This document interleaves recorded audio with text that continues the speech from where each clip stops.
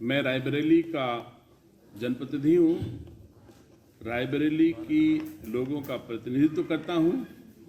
आज रायबरेली के साथ एक बार फिर से गांधी परिवार ने धोखा दिया है, जिस पर मैं उस कदम की निंदा करने के लिए और जन जन तक ये आवाज़ पहुंचाने के लिए कि सोनिया गांधी ने रायबरेली छोड़ा है, रायबरेली को धोखा दिया है और राजस्थान चली गई। इसकी मैं निंदा करता हूं। सोनिया गांधी अगर देश हित में रायबरेली छोड़ देती, रायबरेली के लोगों के लिए रायबरेली छोड़ देती तो अच्छा लगता, लेकिन उन्होंने रायबरेली छोड़ी है केवल 10 जनपद के आवास को बचाने के लिए। अगर सोनिया गांधी रायबरेली से चुनाव लड़ती और हार जाती, सांसद न होती, तो 10 जनपद का आवास उनका न बचता, उनको छोड़ना पड़ता, क्योंकि गांधी परिवार आदी हो गया है देश के नागरिकों की गाढ़ी कमाई के पैसे से ऐश करना, राज करना, सुख भोगना। ये गांधी परिवार की आदत बन गई है। इसलिए चाहते हैं कि 10 जनपद बना रहे और देश की जनता की गाढ़ी कमाई के पैसे से उस 10 जनपद का अनुरक्षण, बिजली पानी होता रहे, उनको इसकी आवश्यकता न पड़े। बड़ा दुखद है कि सोनिया गांधी अपने आप में गांधी परिवार अरबों खरबों अथवा ये कह दें कि देश के कुछ धनवान व्यक्तियों में शुमार है उस परिवार का, और फिर भी यह लिप्सा कि हमको जनता की गाढ़ी कमाई के पैसे से ही जीना है, ये बड़ा दुखद है। इसीलिए इनकी और कांग्रेस की इतनी दयनीय दशा आज की तारीख में यहाँ पहुँच गई है।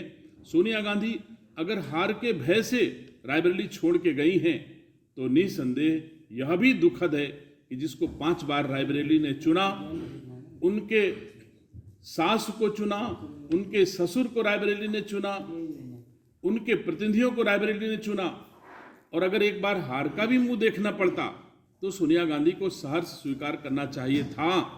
लेकिन हार के भय से सोनिया गांधी पहले ही पलायन कर जाएं, ये हम लोगों के लिए बड़े दुख का विषय है। गांधी परिवार का इतिहास ही रहा है कि गांधी परिवार जब जब अपना अहित देखा है उसने पलायन किया है। चाहे अमेठी से राहुल गांधी जी हों, चाहे रायबरेली से इंदिरा गांधी जी हों, और चाहे अब रायबरेली से सोनिया गांधी जी हों, उन लोगों ने रायबरेली को धोखा दिया है, कभी न कभी अपने हित में रायबरेली को छोड़ा है। इसलिए मैं इसकी निंदा करता हूं। आने वाले 2024 के चुनाव में रायबरेली इसका अनुकूल जवाब देगी और इस धोखे का परिणाम उनको भुगतना पड़ेगा। पढ़ने वाला नहीं है। अगर राहुल जी न्याय कर सकते होते तो पहले उनको अमेठी के साथ न्याय करना चाहिए था। अगर राहुल जी वाकई न्याय कर सकते थे तो रायबरेली के साथ हुए धोखे के बजाय रायबरेली के साथ न्याय करना चाहिए था। जब अमेठी के राहुल गांधी नहीं हुए, सोनिया गांधी रायबरेली की नहीं हुई, प्रियंका गांधी रायबरेली अमेठी की नहीं हुई, तो मैं नहीं समझता ये देश को न्याय दे सकते हैं। राहुल जी पर किसी को भरोसा नहीं है। यह देश राहुल जी के हर कदम पर मजाक उड़ाने के अलावा मैं नहीं समझता कि राहुल गांधी को कोई गंभीरता से लेता है। और अगर अमेठी को न्याय दिए होते तो राहुल गांधी जी को आज दर दर भटकने की आवश्यकता न पड़ती। वही चीज सोनिया गांधी के लिए भी है।